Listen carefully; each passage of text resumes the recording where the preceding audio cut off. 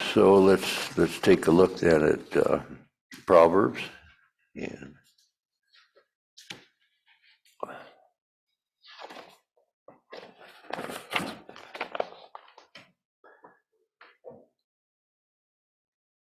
on some of this, I have it broken down into different sections, and I call it things. And then as we get on towards the end, that got a little bit more difficult, and so I thought to just go through the different Proverbs and discuss them or think about them. So this first group, I just called it, it's Proverbs 11:1. I just called it integrity in business. A false balance is an abomination to the Lord, but a just weight is his delight. Kind of interesting to me how often the Bible speaks of the joy of the Lord or the delight of the Lord, or some words that indicate that. And this is one of the things it does, that as we deal honestly with people in our business and certainly in our personal interaction with people, the Lord is happy to see that. He delights in that. He says in Proverbs 20:10, along this same line, divers weights and divers measures, both of them are alike an abomination to the Lord. In 2023, divers weights are an abomination unto the Lord, and a false balance is not good. So, we don't use generally that kind of weight anymore to weigh things. We have scales that are, electronically adjusted, I suppose, like in meat market. I suppose those scales, they're not weights, the old weights that, you put a 1 pound weight on one side and 1 pound of meat on the other side, and it balances. And so that's what he's talking about. If you put a 15-ounce weight on one side and you're putting that out as a pound, it's dishonest, it's cheating. And so they don't get a pound of hamburger when they do that. And I remember in the day when you go into a meat market and they would do that, the guy would grab a scoop of the hamburger or whatever it was and put it on the scales, and before you had a chance to see if the thing balanced, he had it off the scales in the package. Well, you assumed he actually had a good idea how much a pound of hamburger looked like. But maybe you never saw that. I did, and I wondered about how does this guy know this is a pound or whatever, but because it happened so quick. But I'm not thinking that they were particularly cheating, but the Lord, it's an abomination to cheat in these ways. That's what it amounts to. No doubt there are many other applications, to this. I think one that was mentioned to me today was, trading on the stock market with insider information. It's illegal, but still people do it when they can, and in many cases they get away with it. If through this discussion of different things you have examples or something you'd like to mention along these lines, do so. They would also be of interest to people. But I want to read what Leviticus has to say about this, or the law has to say about this, the law of God, the law of Moses. He says in Leviticus chapter 19, verses 35 and 36, ye shall do no unrighteousness in judgment. And then he goes on to say, if you turn there, Leviticus 25, Leviticus 19:35, and I'll read 36. So, do no unrighteousness in judgment, in metyard, in weights, or in measures. Well, so the question comes, what is a metyard? I looked it up, and I've kind of concluded that it's the measure of something that is uneven, and it's like a piece of cloth or like a skin. They're not even. You can't measure them here or there and get a true measurement. So a metyard, I think, maybe applies in those kinds of areas that you're to measure honestly in those areas, as nearly as possible. He goes on verse 36 to say, in just balances, just weights, a just ephod, that's a measuring of content of grain or something of that nature. In a just hin, and I don't know what the hin is, I did know at some point, shall ye have, so he says, balances, just weights, and so he says you should have those. He says, I am the Lord, your God, which brought you out of the land of Egypt. So, but the idea is all the same, and then certainly in today's world, there are those that can, cheat in other ways, on computers and things of that nature that we hear about from time to time, and certainly scams that you hear about. So, okay, the next one is pride. Pride, and there's, Solomon has a lot to say about pride. He says in 11:2, chapter 11, verse 2, when pride cometh, then cometh shame, but with the lowly is wisdom. Kind of interesting way of saying that, with the lowly is wisdom. But we find often in the world people that have great pride. Proverbs 16:18 and 19, pride goeth before destruction, and a haughty spirit before a fall. Better it is to be in humble spirit, with the lowly, than to divide the spoil with the proud. So, as I recall, pride is one of the 7 things that God hates. Must be in Psalms. Proverbs 18:11, before destruction, the heart of man is haughty. Before honor is humility. So here, not only are we looking at pride, we're looking at humility or humbleness or lowliness. In Proverbs 13:10, only by pride cometh contention, but with the well-advised is wisdom. An interesting statement, only by pride cometh contention.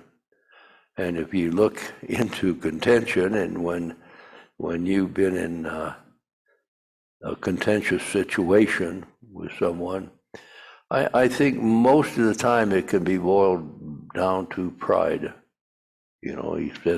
God says only by pride cometh contention. So maybe every time it can be boiled down to pride. And so we need to be a humble people.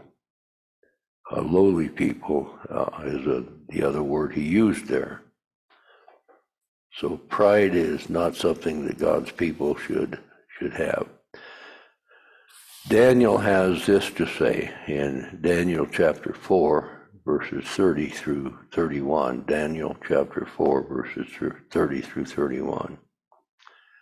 The king spake and said, Is not this great Babylon that I have built for the house of the kingdom by the might of my power and for my honor, and for the honor rather of my majesty?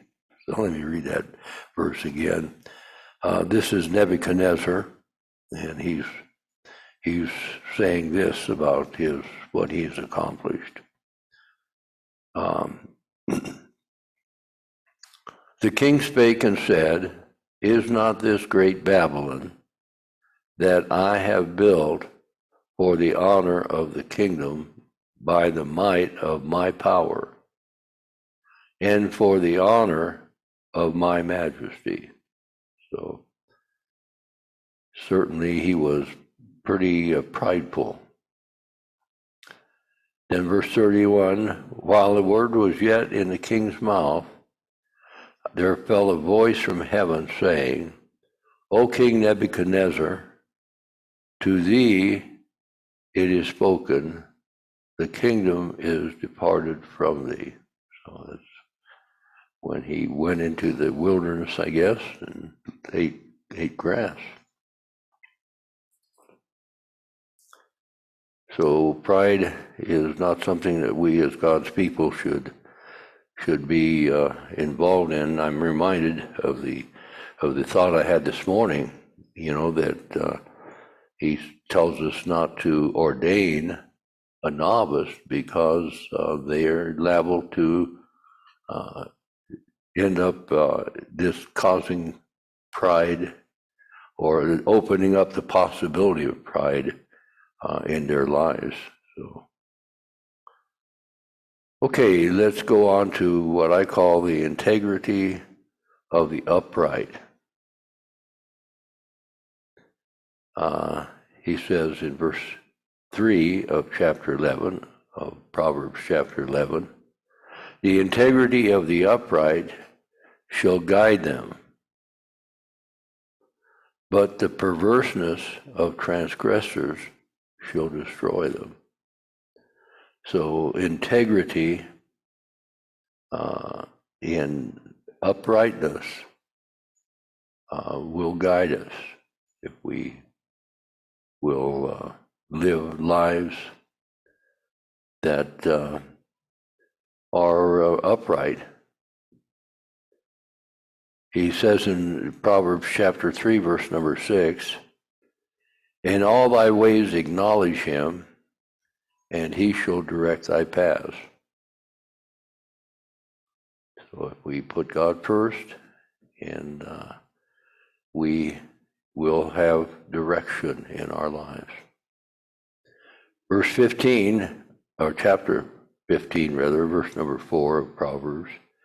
Chapter 15, verse number 4, he says, a wholesome tongue is a tree of life, but perverseness therein is a breach in the spirit. A breach is a hole through the side of the spirit. So a wholesome tongue.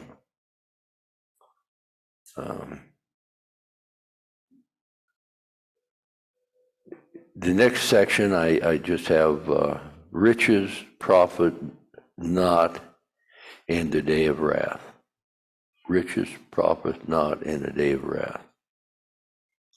Now Proverbs 11:4, riches profit not in a day of wrath, but righteousness delivereth from death. Certainly, as we think about it and look at it, righteousness delivers from eternal death. Maybe that's the only thing he's talking about, but I think probably it's more than that. It's not an absolute otherwise, but certainly living a righteous life, I think, can keep us from having an early death due to alcoholism and other kinds of things that are in this, drug use, and many other things could fall in that category. So righteousness delivereth from death, but the riches does not profit in the day of wrath. In the day of God's wrath, we are not going to be buying our way out of it. You can sometimes buy your way out of trouble in this life. We know of situations where we feel like that likely has been done. But in Proverbs chapter 10, verse number 2, treasures of wickedness profit nothing. So ill-gained money, he says, profiteth nothing. It does not profit.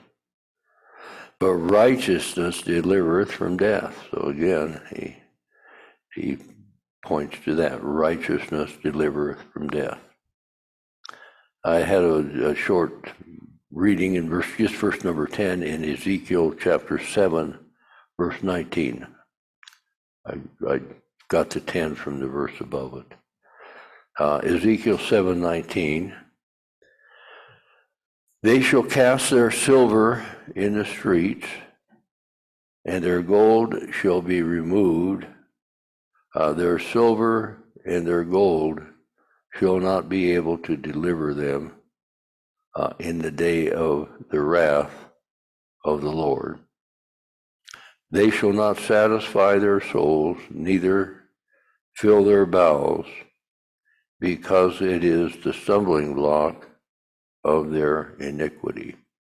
So very clear that, and of course we knew that, period, even before we read the psalm or read the proverb, is that we don't buy our way into eternity. Okay, and then I really just anticipated taking it verse by verse from here on. So let's start in Proverbs chapter 11, verse number 5. He says, the righteousness of the perfect shall direct his way, but the wicked shall fall by his own wickedness. The wicked shall fall by his own wickedness, but the righteousness of the perfect will direct their way. Therefore, he says in just another verse just having to do with that one, in Proverbs 1:31 and 33 through 33, therefore shall they eat of the fruit of their own way and be filled with their own devices. So the wicked will eat of the fruit of their own way, be filled with their own devices. For the turning away of the simple shall slay them, and the prosperity of fools shall destroy them. But whoso hearkeneth unto me shall dwell safely, and shall be quiet from fear of evil. So that's a really good proverb. Whoso hearkeneth unto me shall dwell safely, and shall be quiet from the fear of evil.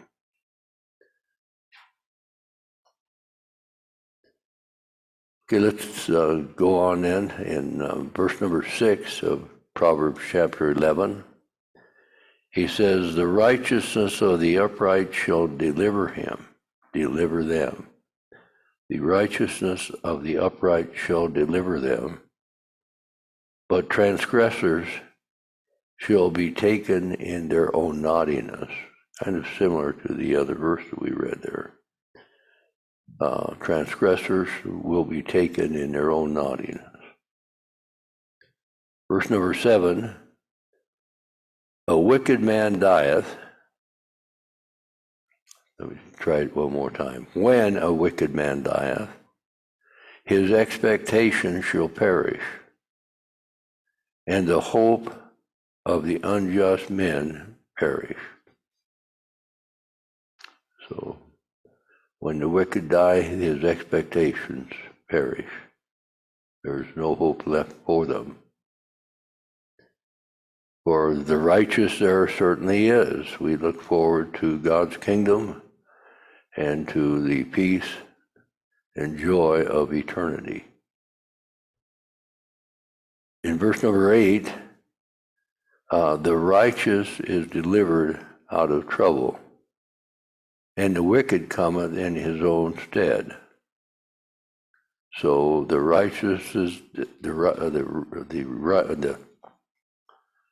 the righteous is delivered out of trouble, and the wicked come into it.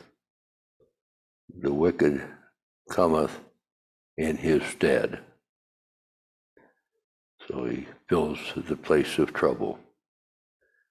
Verse 9, a hypocrite with his mouth destroyeth his neighbor, but through knowledge shall the just be delivered.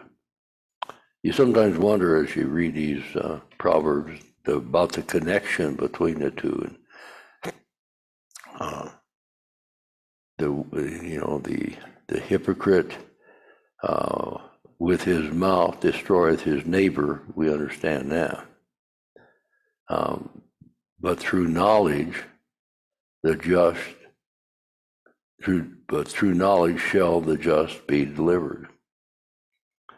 Maybe he's talking about delivered from the neighbor who is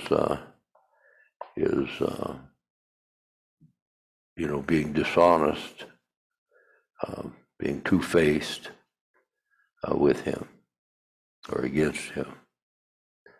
Verse number 10, he says, when it goeth well with the righteous, the city rejoiceth.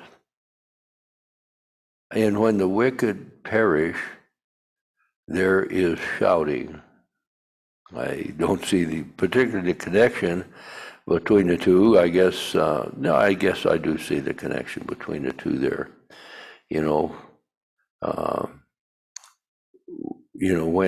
When it goeth well with the righteous, the city rejoices. The city's happy then. But when the wicked perish, then the city is glad for that as well.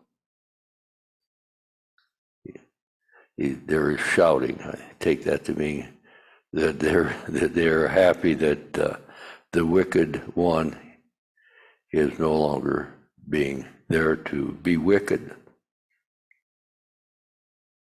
By the blessings of the upright, the city is exalted. So another one. When the city rejoices, when it goeth well for the upright, the city rejoices. He says, but the blessings of the upright, or by the blessings of the upright, the city is exalted.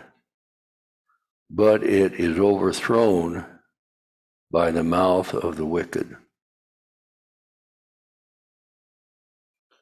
I have a Proverb 29:8 here. Scornful or bragging men bring a city into a snare. The wise men turn away wrath.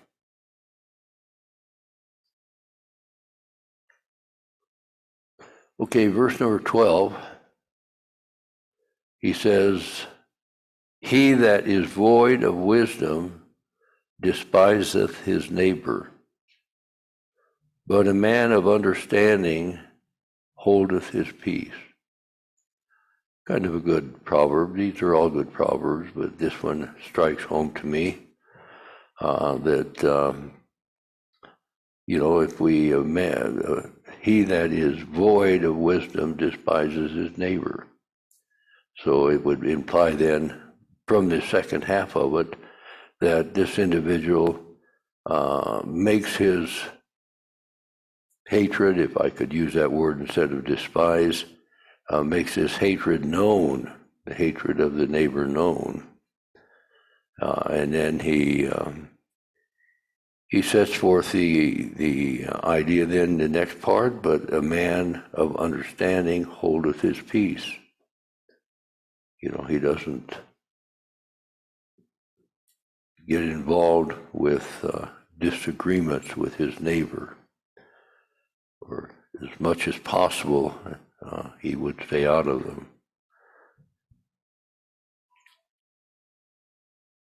Another good one is verse number 13.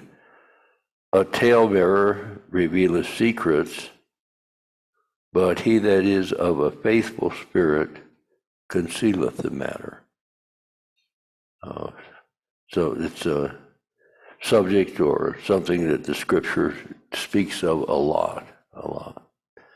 Something that we need to be really conscious of in our visiting with people, in our we need to be very, very aware that we not get involved in talebearing or in talking about people. Where no counsel is, this is verse 14, where no counsel is, the people fall. But in a multitude of counselors, there is safety. Indicating to us that, hey, we need to, as we make decisions, we need to do them after prayer and after research of God's Word, and then after counsel of people that we trust, of people that we know have had experiences that might be of interest to us, might be able to help us. We need to seek counsel. Verse number 15, he that is surety for a stranger shall smart for it. Surety, of course, is taking a pledge to pay off a loan or something of that nature, saying, I'll make it good.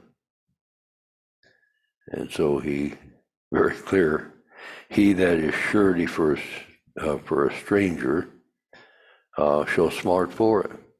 It's not wise to be surety for anybody in reality, in my thought.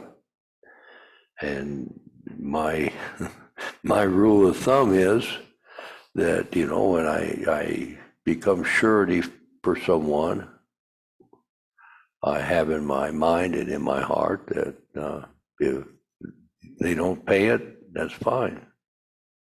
It's okay. And so if we go into it with that attitude, it's fine. We're simply helping somebody. But if you go into with the attitude that I'm necessarily going to be paid back, or this individual will pay off this loan, or whatever way we go into it in that area, we will smart for it. We will maybe be sad that we did it. The second half of that verse is, and he that hateth suretyship is sure. So kind of saying what I just said is that it's a good idea to stay away from suretyship, as the word he uses, suretyship.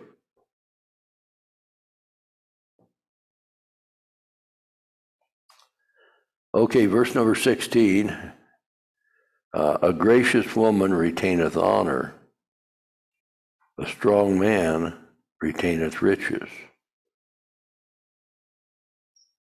A merciful man doth good to his neighbor, a merciful man does good to his own soul, But he that is cruel troubleth his own flesh. He doesn't mean to, it's not what he had in mind, but that's what it ends up doing.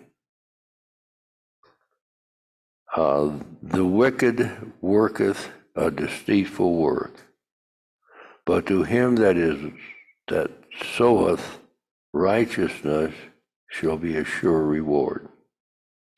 The wicked worketh a deceitful work,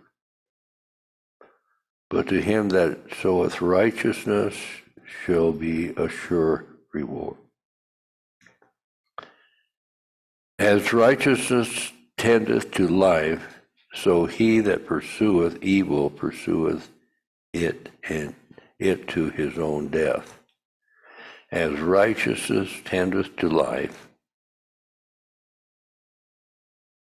in the same manner, you can say that he that pursueth evil pursueth it to his own death.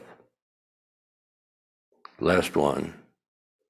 They that are of a froward or a twisted, distorted, crooked, perverted heart, they that are of a froward heart are an abomination to the Lord. But such as are upright in their way are his delight. So God delights himself in the uprightness of the way of his people, of a Christian. Okay, Brother Jeremiah.